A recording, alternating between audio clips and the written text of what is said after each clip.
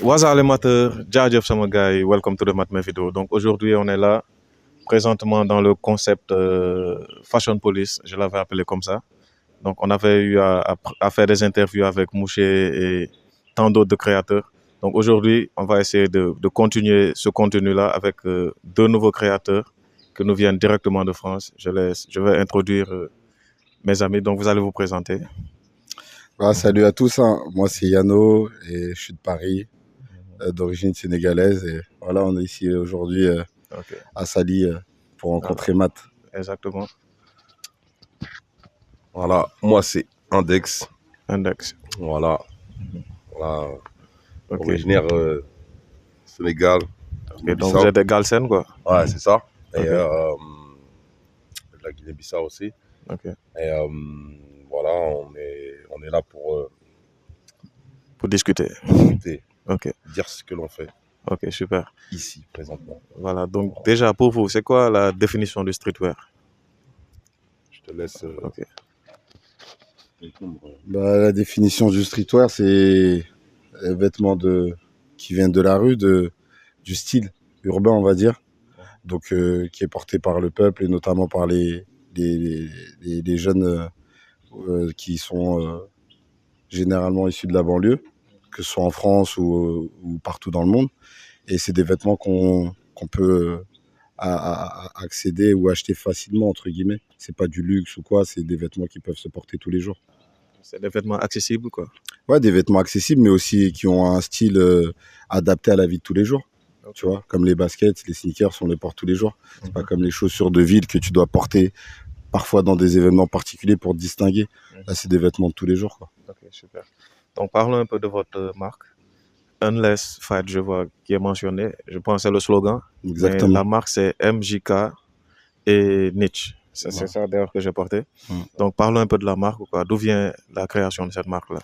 La création de cette marque, elle vient de l'idée de vouloir faire déjà du vêtement. Et après ça, c'est d'avoir une identité. Mais moi, je me définis pas comme un designer, pardon. Comme ceux qui sont passés par les écoles de mode, mais plus quelqu'un qui est le fruit de son environnement et qui voulait proposer quelque chose. Mais pour ça, il fallait qu'il y ait une identité à la marque. Et donc, quand je l'ai créé, moi, mon surnom, quand j'étais plus jeune chez moi, c'était Mandjak. Donc, comme il disait tout à l'heure, on est aussi originaire de la Guinée-Bissau. Et je me suis dit, voilà, je vais essayer de délivrer un message à travers le vêtement. Comme il y en a qui ont fait du rap ou autre chose, moi, c'est à travers le vêtement que je vais m'exprimer. Et du coup, c'était de mettre en avant l'éducation que j'avais reçue par mes parents et de dire que j'avais des bonnes valeurs et que je pouvais les partager avec les gens. Donc, de délivrer des messages qui s'adressent à tout le monde en disant, moi, je tiens ça de mes parents. Je suis né au Sénégal. Voilà, c'est les valeurs que je veux représenter, de partager et d'aller à la rencontre des gens. Donc, c'était un peu une clé pour aller ouvrir d'autres parties, d'autres portes dans le monde pour sortir de ce qu'on a juste autour de nous. Voilà. Donc MJK, c'est le diminutif de Mandjak. Exactement, c'est le diminutif de Mandjak. Okay. Parce que comme je t'ai dit, c'était aussi mon surnom. Donc je me voyais pas appeler la marque par mon nom littéralement, en fait, comme les créateurs font. Je voulais un truc plus large et m'adresser à un maximum de personnes qu'elles soient Mandjak ou pas. C'est pas ça le truc, c'est plus l'état d'esprit en fait et la mentalité que je voulais partager. Ok, donc Niche, à côté, c'est sa marque ou bien comment ça se passe? Niche, ouais, Niche, c'est ma marque. Alors, comment ça a été créé et pourquoi? À la base, on s'est toujours battu pour ce qu'on fait, pour nos droits, pour créer. C'est-à-dire, tu as le système où tu travailles aussi dans le salariat et puis tu t'en contentes. Et tu as le système où tu as envie de créer, laisser une trace aussi ici, aussi bien déjà dans le textile, mais dans l'état d'esprit. C'est-à-dire un peu ne pas guider les gens, mais apporter un état d'esprit où toi, tu peux te reconnaître aussi, où Yannick se reconnaît et toute l'équipe aussi. C'est, ça ramène au Endless Fight, c'est toutes les épreuves que tu as dans la vie, c'est de se surpasser pour arriver à les affronter, tu vois. Que ce soit dans le travail, que ce soit dans le combat, tu vois, dans la lutte, les lutteurs, tu vois, les jambars, ça revient à ça, en fait, tu vois. Et le fait d'avoir pu y mettre un logo, le mettre sur un t-shirt, voir des gens les porter, voir des gens supporter, nous envoyer des messages, des gens qui s'identifient à ça et au fur et à mesure, ça grandit. Donc, à un moment donné, c'est une mission de ne pas lâcher, de ne pas abandonner, parce qu'on est soutenu et sans le vouloir, enfin sans le savoir, tu apportes du soutien aux gens, de la force. Donc, ça fait vraiment plaisir parce qu'à la base, c'est un truc qui part d'un point de vue personnel. Et après, au début, c'est tes amis. Mais quand c'est des gens que tu connais pas, qui commencent à te dire franchement, allez, force, on aime ce truc-là, les épreuves, on regarde ce que vous faites, ça nous donne beaucoup de force. Et c'est plus à une échelle nationale, c'est à une échelle internationale. Parce que derrière, ce qu'il y a, il y a beaucoup de boulot derrière, des années de boulot derrière. Là, pour certains, ils le voient aujourd'hui. Mais le Endless Fight, il a toujours été, depuis qu'on est né, il a toujours été dans notre ADN, tu vois. Donc, c'est pour ça qu'aujourd'hui, avec mon associé, avec Yannick, on est fiers d'être au Sénégal, à Saly, à Dakar. Et s'il faut faire le tour du pays ou même de l'Afrique, parce qu'en vrai, on est africain, mon frère, tu vois. Ça, c'est notre plus grand plaisir. Voilà. Parce que c'est un retour aux sources, en fait. Tu vois. Donc, quelles sont vos inspirations dans le milieu de la mode qui vous ont donné plus envie de devenir des créateurs? Alors, pour ma part, d'un point de vue personnel, alors, quand j'avais 17 ans, c'était il y a 20 ans, tu sais, on travaille, on est là, on va à l'école, on va au lycée, et au début, tu vois du t-shirt, du textile. Donc, j'ai toujours commencé à vendre du textile, mais j'avais pas mon identité à moi. Je vendais pour quelqu'un. Mais j'aimais bien le fait d'avoir un produit qui est bon et de me dire ah ouais, je fais quelque chose de, tu vois. Et en fait, dans les roots, dans les racines, apprendre son histoire, j'ai voulu la mettre sur la propager. Alors ça aurait pu se faire par le biais de t'en as qui discutent, qui parlent, qui font des discours. Moi, c'était sur le t-shirt. Je suis pas trop quelqu'un qui fait du bruit, comme on dit. C'est le t-shirt qui parle, un seul mot pour beaucoup de choses, une grande définition. Et l'inspiration, en vrai, oui, je regarde un peu ce qui se fait, mais j'ai pas de nom de personne que je me suis dit, ah oui, non, je veux faire comme ce couturier-là, parce que comme tu as dit, Yannick, on n'est pas des designers, nous. On a juste tenté de faire du textile. Et après, au final, comment ça s'est fait, je vais te dire, c'est quand on s'est rencontrés que tout a pris. J'ai pris une meilleure connaissance du textile. Tu vois, c'est ça. C'est ça pour ma part. Concernant ce qui m'a inspiré, c'est déjà un peu comme lui, le point de départ, quand tu es jeune, tu sais, tu regardes beaucoup les autres s'habiller. Donc, déjà, l'environnement dans lequel j'étais, nous, on a grandi en France dans les années 90-2000. La tendance des marques, c'était beaucoup Nike, Lacoste et d'autres marques encore. Et après, il y a eu la vague des marques de streetwear qui venaient de gens de la banlieue comme nous. Donc, dès que ça a commencé et qu'on les a vus, ces produits arriver chez nous, être vendus et qui étaient des produits faits par des mecs de banlieue, je me suis dit, waouh, c'est fort. Parce que les autres, tu les connais pas, Nike, Adidas, etc. Mais c'est des marques qu'on aime parce qu'on les a vus porter. Les autres, c'est des marques qui ont été faites par des gens comme nous. Donc, tu te dis, c'est possible. Et de là, il y a une petite idée dans ma tête qui est née en me disant, pourquoi pas? Donc, c'est plus une inspiration de manière globale, mais le point de départ dans mon esprit, c'est il y a des marques qui ont été faites par ces gens-là, donc tu peux le faire aussi. Voilà.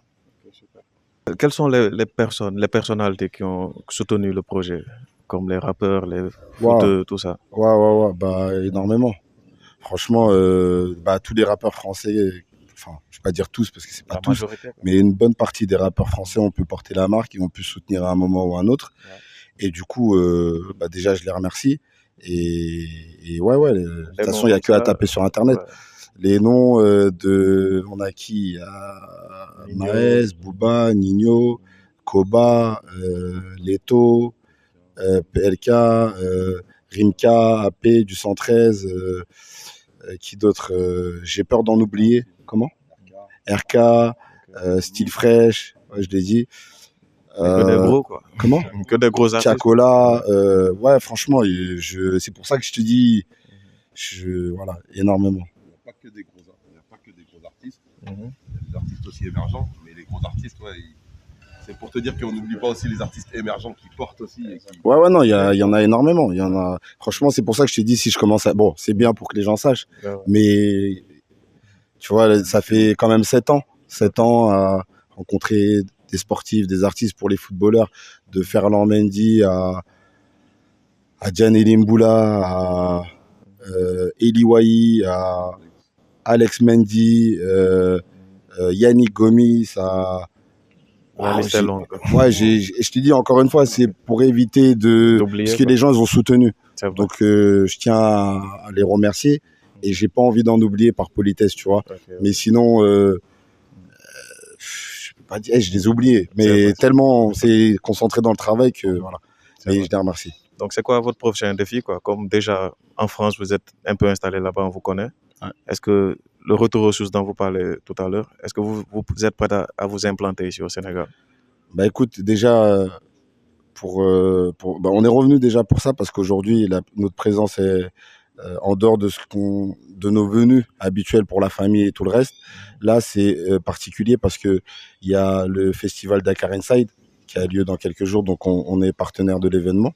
Ok. Et il y a aussi l'inauguration de la boutique High Level Store, tu vois. Ok. Donc par ce biais-là, on nous a sollicité, on a joué le jeu tout de suite. Pourquoi? Parce on a une énorme demande sur Dakar, la Guinée-Bissau, etc. Mais on voulait arriver de la meilleure manière, tu vois. Pourquoi? Parce que on veut être représenté par les gens qui nous ressemblent dans la structuration du projet, tu vois. Et arriver avec une boutique, en étant distribué, pardon, dans une boutique en plein plateau à Dakar, ça a un sens, tu vois. Même pour l'histoire, parce qu'on fait attention à ce qu'on fait et avec qui et comment, tu vois. Donc oui, le retour, ça fait très longtemps qu'il est dans nos esprits. Même, je crois, dès le début, c'est un rêve de se dire, un jour, moi, je suis né à Guédiawaye, de me dire, je vais revenir et je vais pouvoir faire quelque chose chez moi. Mais, tu sais, des fois, avec l'impatience, il faut pas confondre vitesse et précipitation. Donc, on a pris le temps.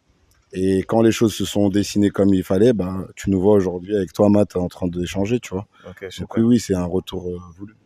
Est-ce que déjà vous avez un aperçu sur déjà le streetwear ici au Sénégal? Parce qu'il y en a qui développent des marques. Je ne sais pas si vous êtes au courant. Est-ce que vous avez un aperçu là-dessus?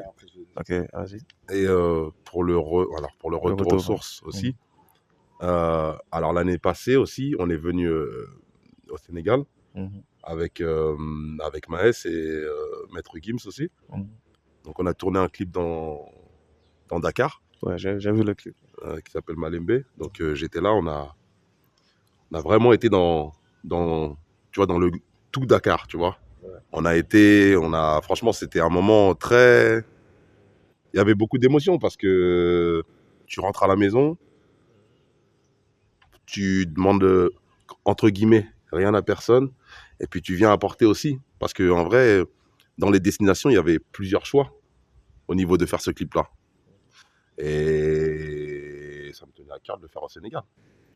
Je me suis dit, on va pouvoir voir le Sénégal dans son ensemble. Parce que c'est la capitale, c'est représentatif aussi du peuple.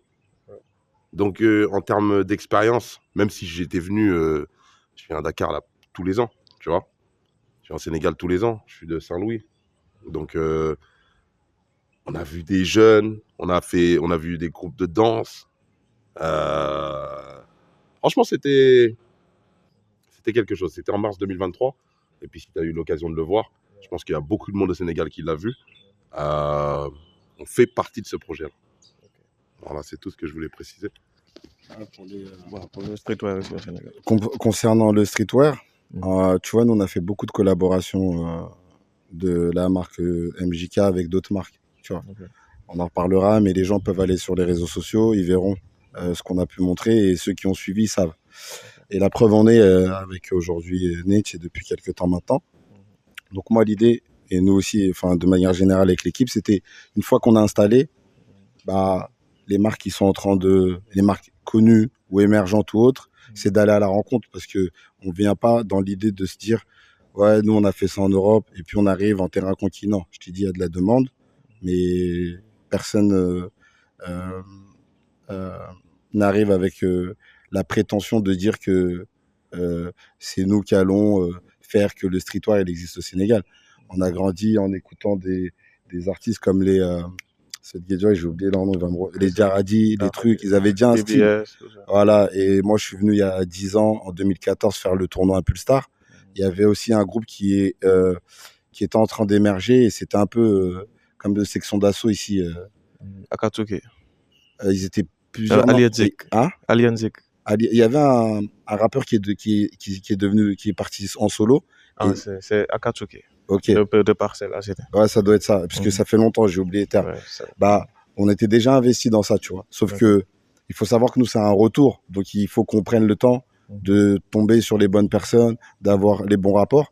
Mais nous, l'idée, c'est de pouvoir un jour aussi mettre en avant, pas de manière autoritaire. Genre, c'est nous qui faisons, c'est de rencontrer d'autres talents pour voir aussi comment ils travaillent. Puisque moi, j'ai envie de découvrir d'autres marques, d'être curieux, de savoir qui sont les vrais designers sénégalais. Il y a un style, un look à Dakar. C'est pas nouveau. Ceux qui viennent, ils savent qu'en Afrique de l'Ouest, les gens, comment ils aiment s'habiller. C'est pour ça que le wax, même si c'est pas truc, est repris un peu partout.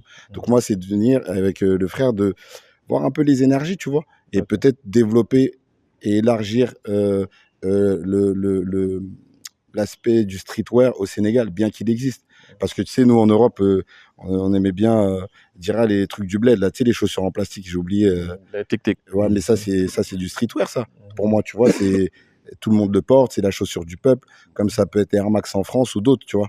Et moi, c'est ça que je recherche, c'est de créer, c'est Mais d'échanger. je te coupe tu vois. même pas, mais même les tic-tic là, on voit que les marques comme Balenciaga ils reprennent ça. Tu vois. Oui, j'ai vu ça. Des trucs comme Pourtant, ça. Ouais. on rigolait, tu vois, et moi je parle en clair, c'est le petit Africain qui truc, mais il y avait un style. C'est pourquoi on a la personne qui a conçu ces chaussures-là, ou en tout cas pourquoi elles sont portées par les Sénégalais, c'est parce qu'il y a un certain confort, ils s'y retrouvent au niveau du prix, comme je t'ai dit.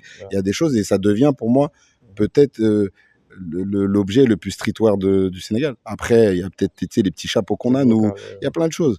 Donc vraiment, à ce niveau-là, ouais, nous on recherche aussi ça, tu vois. On y va doucement, on fait pas de grandes annonces en mode on vient, vous inquiétez pas. Non, c'est qui fait quoi, on échange, tu vois. C'est ça, contribuer quoi. Ouais, contribuer, apporter notre pierre à l'édifice. Et on l'a toujours fait d'une manière en faisant des marques naines chez MJK. Pourquoi? Parce qu'elles portent bien des noms qui sont typiquement africains. Et aujourd'hui, si les gens ils parlent en Ninja, en Mandjak et qui savent ce que c'est, ils se renseignent, ils regardent.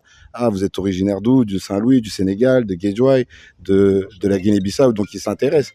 Et tu vois bien dans l'équipe qu'on a de toutes les origines, tu vois. On a de toutes les cultures avec nous. Et ces gens-là, maintenant, ils parlent un peu Wolof, ils parlent un peu si. Donc la culture sénégalaise, elle est en France depuis bien longtemps. Mais nous aussi, tu vois, il y a un transfert de force, tu vois. Exactement. Donc, quel genre d'articles on peut retrouver sur vos sites, les articles? En particulier des t-shirts, des sweats, des hoodies, des casquettes. Là, la cagoule, nous, c'est un élément qui fonctionne énormément. Ouais. Alors, on a développé la cagoule dans l'idée, comme il disait tout à l'heure, en fait, c'est de mettre les gens dans la condition et l'état d'esprit qu'on disait, c'est-à-dire endless fight. Aujourd'hui, si tu regardes bien, tous les super-héros dans la culture dans laquelle on a été bercé, c'est-à-dire américaine pour beaucoup d'entre nous, ou européenne, ils ont des cagoules. C'est pas des bandits. Mais pourquoi ils mettent la cagoule? Pour aller faire le bien. Et ils se mettent dans la condition. Et pour rester aussi incognito, donc il y a une part d'humilité. Tu vois, ça veut dire faire ce qu'on a à faire, comme il disait tout à l'heure, aller au bout, mais sans forcément faire le gros bras, c'est moi, tu vois. C'est pour ça que nous aussi, là, on arrive à Dakar de manière officielle, mais on voulait pas arriver de manière arrogante. C'est-à-dire, ouais, c'est moi, c'est nous. Si tu regardes, on fait des interviews un peu, parce qu'on préfère que les gens s'approprient le produit. C'est une marque qui s'identifie, et c'est bien comme ça, tu vois. Ok. Donc ouais, la cagoule, c'est un des éléments qui même là, quand on est arrivé, je te dis, tout le monde... La cagoule, c'est la symbolique en vrai. Ouais. La Voilà. cagoule, elle a beaucoup eu d'impact. Et j'ai envie de te dire qu'elle a changé même au niveau de la... Elle est entrée et ancrée maintenant dans la musique française. Tu vois, tu vois des rappeurs... mais Après, maintenant, même si c'est pas nous qui l'avons Non, lancé, c'est mais pas nous qui l'avons on lancé, fait mais partie de ce truc de... Pourquoi? Parce que c'était l'engouement, l'engouement, c'était autour des rappeurs. Mais après, c'est devenu autour de tout le monde. D'avoir une petite cagoule, tu vois. Et nous, en France, pour ceux qui ont grandi avec le froid, dès que t'es petit, tu vois, à l'école, à 8h, t'as une cagoule sur la tête. Ok. Donc, j'aimerais bien qu'on discute d'un sujet. Peut-être vous avez des arguments là-dessus. Par rapport à l'immigration. Parce que je vois, il y a beaucoup de jeunes ici. Comme vous avez fait le sens contraire, quoi. Vous avez quitté la France pour venir au Sénégal. Moi, Ouais. c'est Non, un tu as fait- aller-retour. Ah, ok. Tu es né ici? Ouais, à Guédiawaye, je t'ai dit. Ah, Marseille ok, ok. Boubès. T'es allé à quel âge? À 1 an. Je suis Ok. parti très petit. Après, je suis revenu entre-temps, mais... Ok. Donc, je vois, il y a beaucoup de jeunes. Ils pensent que la vie de rêve, c'est là-bas, quoi. Et quel est le message que vous pouvez donner à ces jeunes? Bon, je vais laisser commencer. Après, La vie de rêve, c'est en France. Ouais, c'est ce qu'ils pensent. T'arrêtes de rigoler, s'il te plaît. Non, en vrai, la vie de rêve, ouais, c'est vrai qu'il y a eu toujours Et depuis que je suis petit, hein, c'est ancré dans la tête des jeunes au Sénégal ici, qui pensent que c'est la vie de rêve en France. Je vais pas dénigrer parce que j'y vis, tu vois. Et attention, c'est pas la vie de rêve. Il faut travailler tellement dur pour venir aider la famille ici. Parce que nous, de toute façon, nos contraintes, elles sont très différentes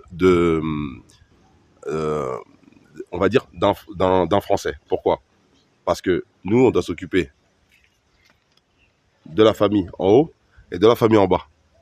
Des parents et des enfants. Là où en France, alors certes, tu as quand même des personnes qui vont gérer leurs parents, mais la plupart n'ont plus cette charge. Du moment où ils ont leur vie faite, ils n'ont plus forcément le truc de se dire je vais faire ça pour mes parents chaque mois. Oui, je vais leur faire un cadeau, tout ça. Mais nous, c'est chaque mois. Nous, c'est la guerre. Cette guerre-là, c'est une guerre double force. Parce qu'il faut que tu gagnes assez pour t'occuper de tes enfants et que tu gagnes assez pour t'occuper de tes parents et de la famille qui est au Sénégal. Donc la vie de rêve, là, C'est beaucoup de responsabilités. c'est beaucoup de responsabilités, mon frère, tu vois. Et pour gagner, aujourd'hui en France, tu as vu, il y a les impôts, il y a toutes ces charges qui sont énormes. C'est-à-dire que demain, toi, tu vas te dire que je gagne 3 000 € en France. Mais ce que je dois redonner à l'État... que tu convertis en français. Ah non. Ce que je dois donner à l'État, c'est énorme. Donc, à toute la jeunesse qui pense que c'est la vie de rêve, c'est ce qu'on appelle un mirage. C'est pas la vie de rêve, c'est la vie où tu dois travailler très très dur. Et peut-être que même en travaillant très très dur, tu n'auras pas assez pour en bas ou en haut.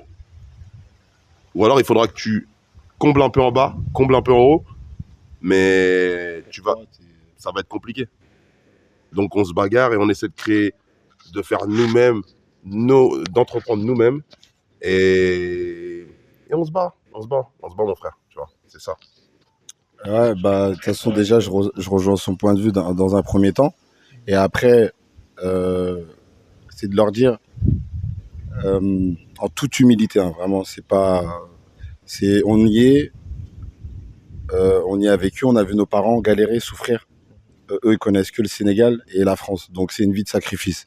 Et je rends déjà hommage à tous ces parents-là, hein, tous de la diaspora, quels qu'ils soient, qui sont partis pour nous aider. Mais eux, faut pas oublier comme objectif de revenir. S'ils sont pas revenus certains, c'est parce qu'ils sont morts à charge de travail, maladie, ils reviennent ici ou meurent au Sénégal après 1 an, 2 ans de retraite parce qu'ils ont tellement travaillé qu'au final, il n'y a plus trop d'énergie. Ouais.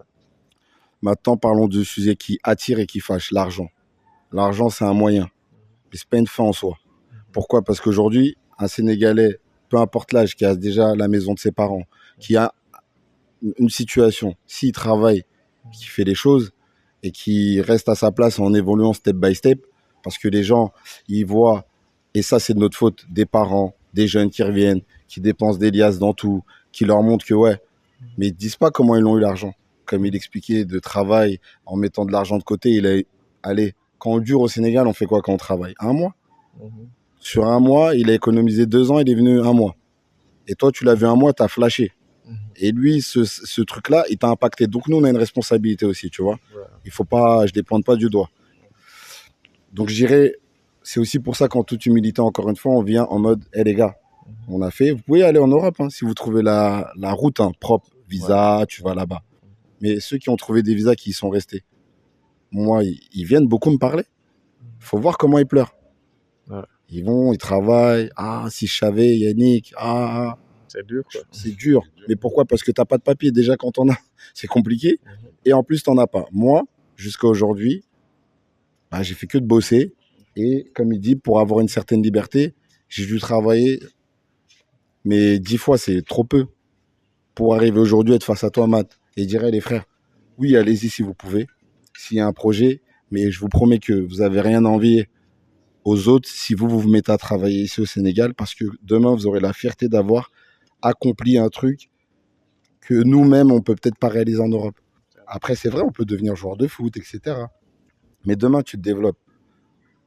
Tu as contribué, en plus, avec le nouveau président et tout ce qui se passe. Nous, on voit les perspectives. Moi, je suis arrivé, la dernière fois, je suis reparti d'ici, puisqu'on était venu pour un autre projet, d'ailleurs, autour de l'athlétisme en 2023.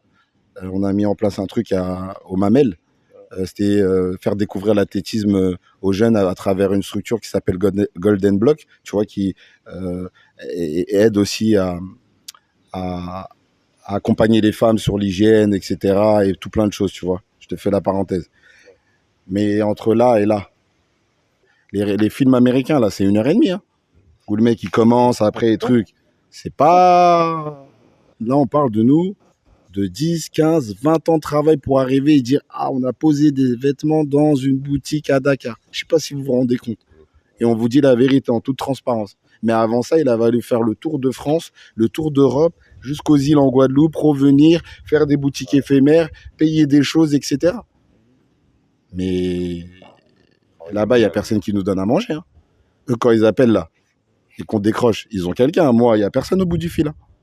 Ils retournent au travail à 6 heures dans la nuit. Ceux qui savent, ils comprendront. Donc, c'est pour dire, les gars, vous êtes des talents. Vous pouvez exceller pour faire encore aller plus haut le Sénégal. S'il vous plaît, restez. En tout cas, si vous pouvez. Moi, je ne vais pas, tu vois, trop rentrer dans le truc, mais je vous dirais, si vous pouvez, rester. Vaut mieux se faire mal ici et après avoir quelque chose de bon qui dure toute la vie que d'aller là-bas et de se rendre compte qu'en fait, c'est un puits sans fond. Tu vas jamais t'arrêter là-bas. Okay. Donc le message est clair et c'est très inspirant aussi. C'est un message de fraternité. On avait besoin de ça parce que vous avez vécu l'expérience, donc vous êtes bien placé pour en parler. Et nous, on est là. Il y en a combien des amis, excuse-moi, entre le Maroc, la Côte d'Ivoire, l'Algérie, le Mali, la Guinée-Conakry, la Guinée-Bissau, le Sénégal. Je peux les compter les pays où des amis qui viennent, qui sont installés maintenant. Et qui ont quitté la France. Hein. Donc s'ils réfléchissent, j'ai pas besoin d'en dire plus. Ouais, c'est vrai. Donc, est-ce que vous pouvez donner un mot de la fin? Donc, étant donné qu'on a... Je vais donner la parole au boss. Ouais, au boss, oui. Je pense que l'essentiel a été dit, quoi. Ouais, non, le mot de la fin, déjà, je remercie tous ceux qui, déjà, nous soutiennent dans notre combat.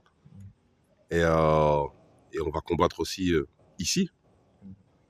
Le mot de la fin, c'est endless fight. C'est mentalité ninja. Quelles que soient les épreuves, on y va. On y va jusqu'à ce qu'on ne puisse plus. C'est Dieu qui décide en vrai. C'est Dieu qui nous dira quand est-ce qu'on devra poser les 2 genoux à terre et tomber. Mais il n'y a personne d'autre qui va nous dire ça. C'est ça en fait. Tu vois, moi, mon mot de la fin. Après, c'est... Merci, après attention. Merci, boss. Et c'est pas le mot de la fin parce que c'est pas fini. C'est pas fait. Non, moi, je tiens juste à remercier Matt, toute l'équipe, franchement, et tous les Sénégalais. Merci, on est ensemble. Voilà. Donc, Endless Fight en Wolof, c'est quoi? Je vais vous tester. Comment on peut traduire? C'est le combat sans fin. Il y a une expression en plus qui dit avec les mandjaks, genre, ça s'arrête jamais là. En Wolof, Amul Bay. c'est- Ouais, ça on laisse vire- pas, quoi. Ouais, On lâche pas. Ok. Voilà. Amoul Bay, Amoul Baye, les sama gars. gars. Ok, merci beaucoup. À la prochaine. Merci les gars. Jaajëf.